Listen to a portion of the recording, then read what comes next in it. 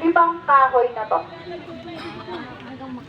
Hanggang sa makarating kayo doon, kapag nakarating kayo doon at nailagpas nyo ulit itong kahoy or nakatalon na yung katin nyo doon sa kabila, nang hindi dito sa tumutong to, second five naman po yung magtatapos dito pabalik.